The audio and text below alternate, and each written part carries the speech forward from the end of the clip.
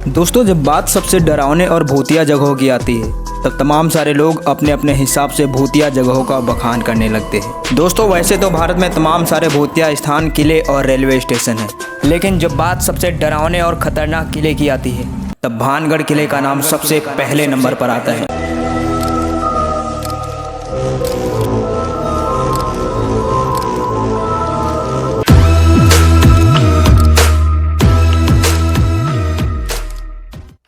नमस्कार दोस्तों, स्वागत है आपका हमारे YouTube चैनल में। दोस्तों, आज के इस वीडियो में हम भानगढ़ किले के रहस्य को खंगालेंगे। आखिर ये किला इतना खतरनाक और मोस्ट हांटेड कैसे बना, जानेंगे पूरी जानकारी इस वीडियो में। बस बने रहिए हमारे साथ वीडियो के अंत तक। दोस्तों, राजस्थान में मौजूद तमाम सारे भूतिया गांव और डरावनी रहस्यमय जगहों के बारे में तो आपने ज़रूर सुन रखा होगा, लेकिन भानगढ़ का किला एक ऐसा ही श्रापित और भूतिया किला है जहां पर जैसे ही शाम के 5 बजते हैं लोगों का आना जाना पूरी तरीके से बंद हो जाता है और दूर दूर तक कोई नज़र नहीं आता है। किले के अंदर 5 बजे के बाद जाना पूरी तरीके से रिस्ट्रिक्टेड माना जाता है और सरकार ने इसी बात का ध्यान रखते हुए प्रॉपर वार्निंग बोर्ड लगा रखा है ताकि 5 बजे के बाद कोई अंदर प्रवेश ना कर सके। लेकिन दोस्तों, आप तमाम सारे लोगों में से कुछ लोग ऐसे भी होंगे जिनके अंदर ये सवाल ज़रूर उठा होगा कि आखिर 5 बजे के बाद किले के अंदर जाना मना क्यों है। तो चलिए जानते हैं इस रीज़न को भी। दोस्तों, राजस्थान के मोस्ट हांटेड किले के बारे में कहा जाता है कि रात के समय जो भी भानगढ़ किले में जाता है वो वहाँ से दोबारा वापस लौट कर नहीं आता है। बहुत सारे लोग घूमने के लिए आते हैं लेकिन रात होने से पहले ही वहाँ से लौट जाते हैं।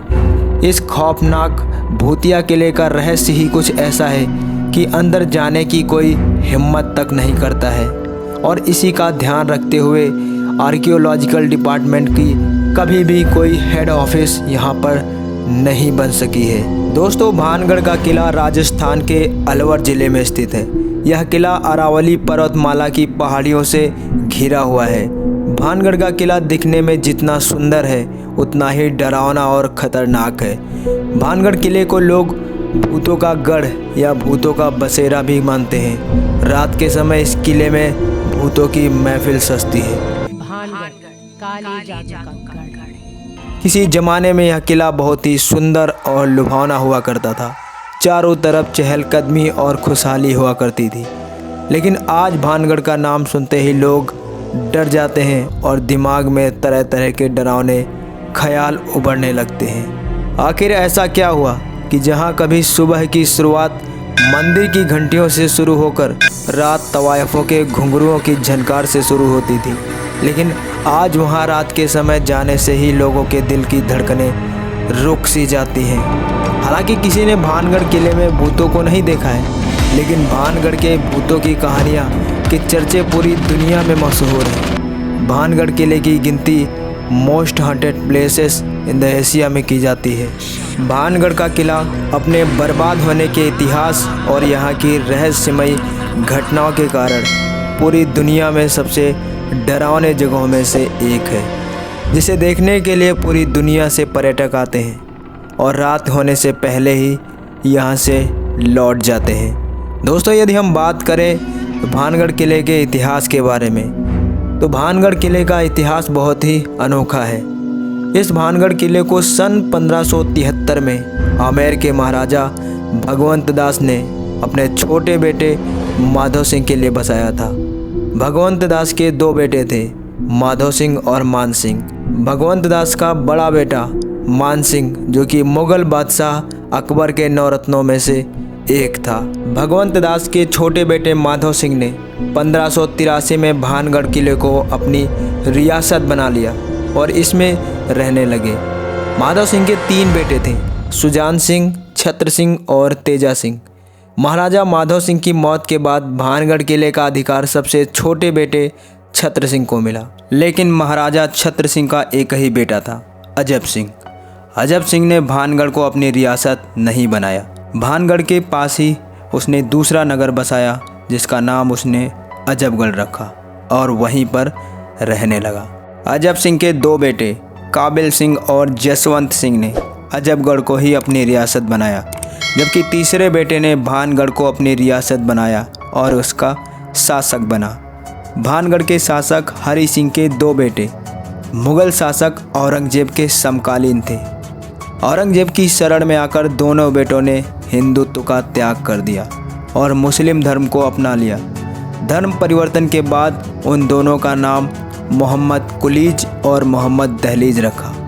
औरंगजेब ने दोनों को ही भानगढ़ किले की बागडोर सौंप दी। औरंगजेब के शासनकाल में जब मुग़ल सेना कमज़ोर पड़ने लगी, तब महाराजा सवाई जय सिंह ने मोहम्मद कुलीज और दहलीज को ख़त्म कर भानगढ़ पर अपना अधिकार जमा लिया। इसके बाद ये किला एक डरावने खंडर में बदल गया। दोस्तों, भानगढ़ किले की भूतिया होने के पीछे कई कहानियाँ फेमस हैं, जिसमें भानगढ़ के ध्वस्त होने के बारे में राजकुमारी रत्नावती और तांत्रिक सिंधु सेवड़ा की कहानी बहुत ही ज़्यादा फेमस है। कहा जाता है राजकुमारी रत्नावती बहुत ही रूपवान और खूबसूरत थी। राजकुमारी रत्नावती के चर्चे दूर दूर तक भानगढ़ सहित आसपास के सभी रियासतों में फेमस थे। इसी खूबसूरती की वजह से आसपास की रियासतों के राजकुमार रानी की सुंदरता पर मोहित थे और उनसे विवाह करना चाहते थे। इसी भानगढ़ में तांत्रिक सिंधु सेवड़ा भी रहता था। तांत्रिक सिंधु सेवड़ा भी राजकुमारी के रूप पर मोहित हो चुका था।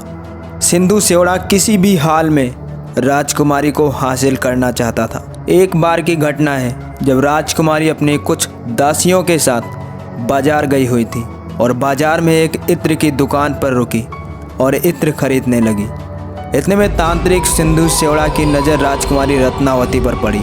जैसे ही तांत्रिक की नज़र राजकुमारी पर पड़ी, वह टकटकी लगाए राजकुमारी को घूरता रहा और उसने यह तय कर लिया कि किसी भी कीमत पर राजकुमारी को हासिल करके रहेगा। तांत्रिक सिंधु सेवड़ा काले जादू का महारथी माना जाता था।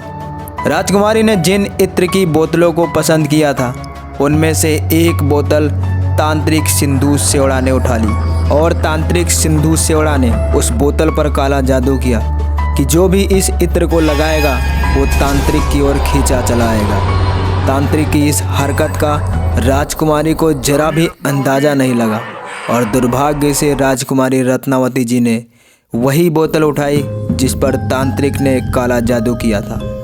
राजकुमारी वह इत्र की शीशी लेकर महल की ओर लौटने लगी। तभी राजकुमारी की एक दासी ने रत्नावती को एक अनजान व्यक्ति के द्वारा इस इत्र के साथ छेड़छाड़ की घटना को बता दिया, क्योंकि उस दासी ने इस घटना को देख लिया था और डर की वजह से रानी रत्नावती को कुछ नहीं कह सकी। जैसे ही राजकुमारी ने ये घटना सुनी तो वही इत्र की बोतल को पास की एक चट्टान में पड़े बड़े से पत्थर पर दे मारी। जैसे ही इस इत्र का स्पर्श उस पत्थर पर पड़ा तो सारा काला जादू उस विशाल पत्थर में आ गया। इसके बाद वह पत्थर खुद ब खुद लुढ़कते हुए सिंधु सेवड़ा की ओर बढ़ने लगा, क्योंकि तांत्रिक सिंधु सेवड़ा ने काला जादू किया था कि जो भी इस इत्र को लगाएगा वो उसकी ओर खींचा चला आएगा। क्योंकि वो इत्र पत्थर पर लग गया था तो पत्थर तेजी से उसी की ओर लुढ़कने लगा और इस विशाल पत्थर से दबकर सिंधु सेवड़ा की मौत हो गई। लेकिन तांत्रिक ने पत्थर से अपनी मौत होती देखी तो उसने भानगढ़ को भयानक श्राप दे दिया कि भानगढ़ वीरान और बर्बाद हो जाएगा और भानगढ़ वासियों की मौत हो जाएगी और राजकुमारी रत्नावती सहित तमाम सारे लोगों की आत्माएं इसी किले में भटकती रहेंगी। और इस घटना के कुछ ही समय बाद पड़ोसी राज्य अजबगढ़ और भानगढ़ के बीच भयानक युद्ध हुआ। क्योंकि अजबगढ़ की सेना बहुत ही ताकतवर और ज़्यादा मात्रा में थी। अजबगढ़ की सेना किले के अंदर तक घुस गई और वहां पर मौजूद राजकुमारी समेत सभी लोगों को मौत के घाट उतार दिया। तभी से ये किला एक जर्जर और भूतिया किले में बदल गया। भानगढ़ किले के अंदर सभी लोगों की लाशें इसी तरह दफन होकर रह गई। तभी से इनकी आत्माएं इसी किले में मौजूद हैं और भटकती दहशत की वजह बनकर यहाँ इसी दुनिया में भटकती रहती है।